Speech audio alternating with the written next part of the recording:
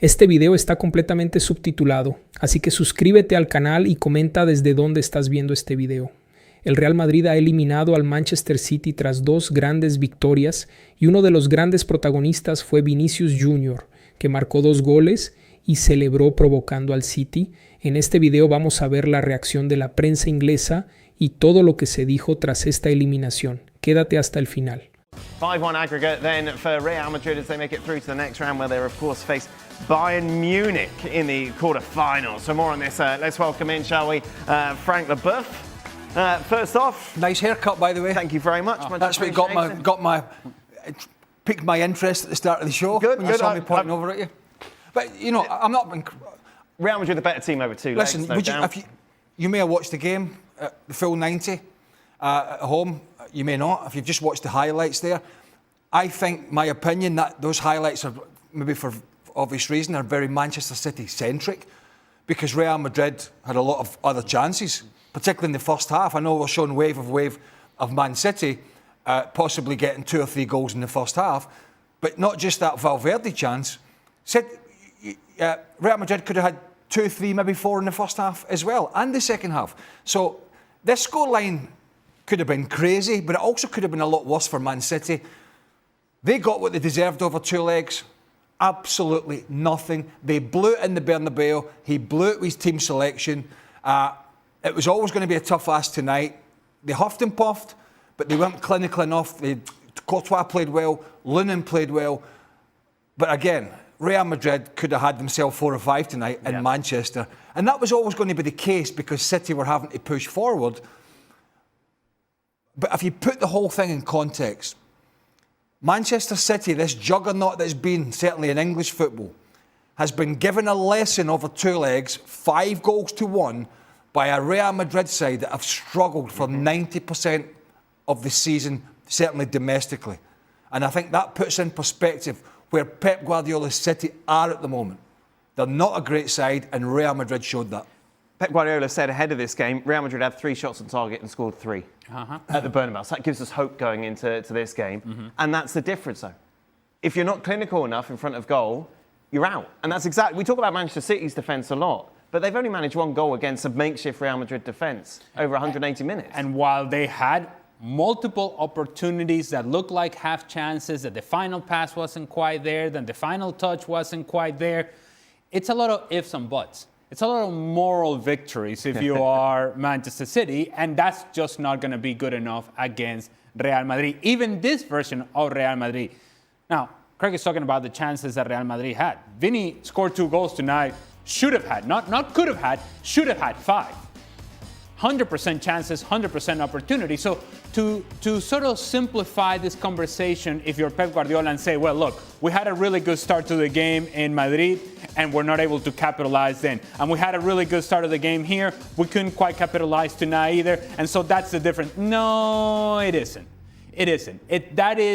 That is seeing it from your perspective and from the perspective of what makes your team look better, which I assume is part of the job of a manager. But the truth is, when you consider on the balance of 180 minutes, part of what makes you a good team, an elite team, is being able to finish your chances. Real Madrid did that. And whatever chance Manchester City had tonight, all of that disappeared the moment that Bernardo Silva gives you one of this, the chicken wing, red card, goal, good night. Everybody knew it. We knew it. But more importantly, Erling Haaland, and Craig mentioned it in the highlight, Erling Haaland, with the body language, is telling you, I don't really believe that we're in this. If they don't believe, then why should we believe? Truth is, Real Madrid were better over 180 minutes. He scored in 41 minutes, Erling Haaland. He scuffed it into the net and then he went... Maybe he forgot. At that point, they needed 3 goals. And they had 50, they had probably 5 or 6 minutes of the first half and a full second half to play. And yet here he was going, it's over. It's almost like his body language in those moments. It was over. Look, Real Madrid, the fullbacks, Trent Alexander. We keep hearing about City's wide players. Semenyo was benched. Doku with his pace. We keep hearing about this. Trent Alexander-Arnold, who can't defend, and Fran Garcia, who's, just nothing more than a squad player at Real Madrid.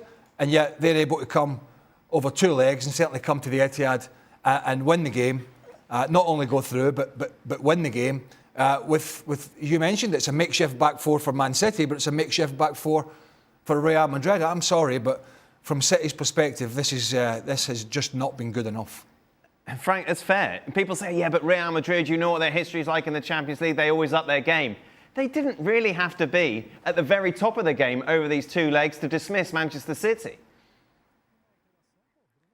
Yes, and I would have to agree with the guys in the explanations. Yeah, it wasn't enough from Manchester City, and it's true that Real Madrid is Real Madrid on the Champions League, and maybe they have a sort of power coming out, and they're getting better, but City helped them to do so, and I would have a slight difference of analyzing the 2 games, especially the first one, because City had chances. They would have scored, it would have been a different game, especially with the Real Madrid kind of mood, and maybe there would have been a different scenario. But it's true, if you're not able to score the chances that you have, you can expect, some returns and bad stuff from the opponent. It's what happened to Real Madrid, because they have the strength, they have the talent for that, and they show that during the 2 games. And that's only fair that they're going through because of the lack of efficiency from Manchester City, and of course because of the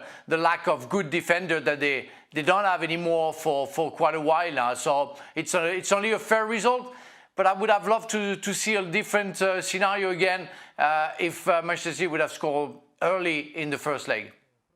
Bayern Munich next round. What? Yeah, that should be fun. I mean, Bayern are not as daft and crazy, and they're more organised. They're not perfect, but they're more organised. They have arguably better informed players going forward. They're certainly more clinical. With Kane to come back, he's had some injury. Michael Olise has been brilliant. Luis Diaz, Serge Gnabry, Musiala's fit again. Leonard Carroll, the list goes on. They're not going to be as open. And I said before the 2 legs with Manchester City and Real Madrid, it's all going to boil down to what can the defensive display City put up over the 2 legs. And we got the answer. Not good enough. I think it's a completely different kettle of fish, Real Madrid against. I mean, it's going to be a super game. Absolutely. An attacking game. And you can't rule Real Madrid out because of the way they played. Now, if you'd have said to me before the City game, a couple of weeks ago or a week ago, I would have said, I see Real Madrid going out because the way we watch them play in La Liga every week. But I'm sort of betwixt and between. Have they really upped their game because it's the Champions League night and the shirt on? Or is a big part of that this City side are a shambles when they don't have the ball? When they have the ball, they're a shambles, because when they cough it up, they get opened up so easily. But I don't think Bayern will, and Vincent Kompany's team are a lot smarter than Man City. So, yeah, that's going to be a great game. But if I was Real Madrid, I'd be buoyed about this. It's just this momentum to get to the end of the season. Yes. Not just in the Champions League, but in La Liga, where they are tailing behind Barcelona, obviously. But just try and build that momentum. With Mbappe back on the pitch again tonight, Vinicius doing what he does best, scoring goals, winding the crowd up, always looking a threat. So, yeah, they were much, much better. But I can't help but feeling that City sort of laid these 2 games on a plate for them, and Real Madrid just went, we're going to absolutely take that. And to that point about Manchester City, before we spin it forward to Bayern Munich, I don't know if I'm the only one. I imagine that I'm not. That feels like we were expecting so much more out of these 2 games. I think we got more from Real Madrid than we thought we were going to get, and particularly with the absence of Kylian Mbappe and the injuries that they have had in that back line and injuries that they have had over the course of the season and coming into this 2 set of matches. And we certainly did not get, not even merely or closely to enough that what we saw Manchester City was going to give us.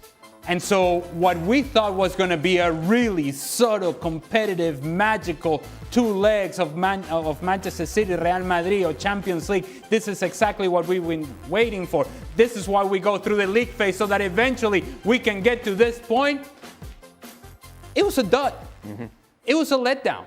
And not from Real Madrid's perspective. They did what they had to do and what was presented in front of them and took advantage of that. I thought there was a very mature performance from Real Madrid over the 2 legs, particularly tonight. taking advantage of the things that were in front of them, not giving anything away in the back. But as it pertains to Manchester City, they really came up short and never met the level of importance of the occasion. And when have we said that from Pep Guardiola teams? I think we started saying it last year and the struggles that they had. And we continue to say that this season. And in all honesty, we focus on the body language of Erling Haaland, and rightfully so.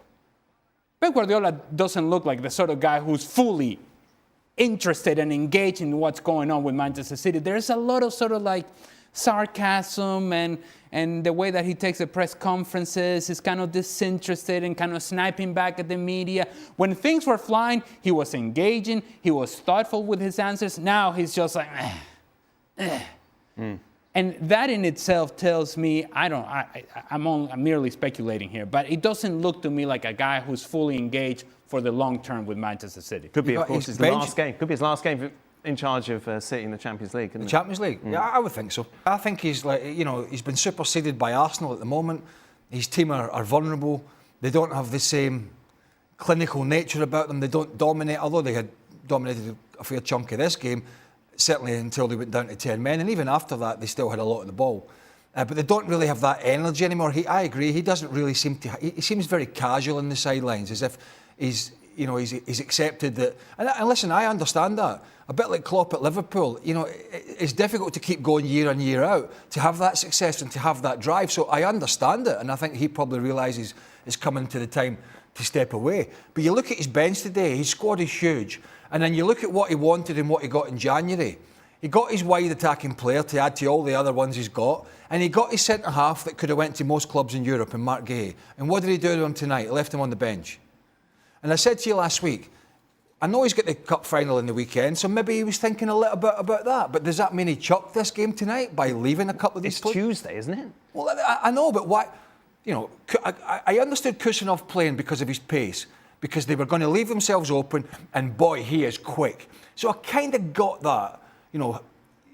When they're attacking, the ball's going over the top. That boy's kind of Kyle Walker quick. But you've signed Guéhi and Semenyo, and you've got your biggest game of the season, and they're on the bench. And Lewis and Ruben Diaz hasn't exactly been brilliant as the other centre half, has he? He hasn't been playing particularly well for quite some time now. So the team selections are strange, and it goes back to something I said to you a week or two ago.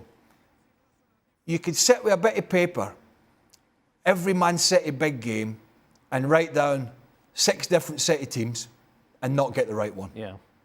Too many changes, too often. So once again, it's Real Madrid with the bragging rights, knocking Manchester City out of the Champions League. This is, of course, a feeling that Real Madrid are used to. 4-2. These teams, of course, have met a lot in the knockout stages. Real Madrid very much beating Manchester City. Lo que hizo el Real Madrid en esta eliminatoria es simplemente impresionante. Ganar 3-0 en el Bernabéu y luego confirmar con un 2-1 fuera de casa demuestra que este equipo sigue siendo el rey de la Champions League. Y una vez más, la prensa inglesa no ha podido ignorarlo.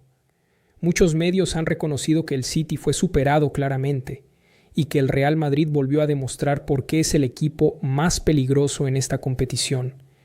Pero uno de los grandes momentos del partido fue sin duda Vinicius Jr., 2 goles, una actuación decisiva y una celebración que no pasó desapercibida.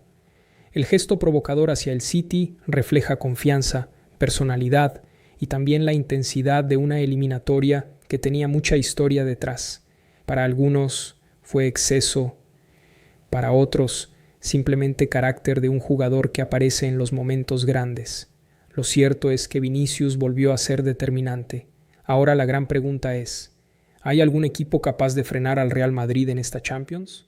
Porque cuando llega a este tipo de partidos, el Madrid casi siempre responde. Déjame tu opinión en los comentarios. Quiero saber qué piensas sobre esta eliminatoria y la actuación de Vinicius. Y si te gustó el video, no olvides suscribirte, dejar tu like y activar la campanita para no perderte nada. Gracias por ver el video y nos vemos en el próximo.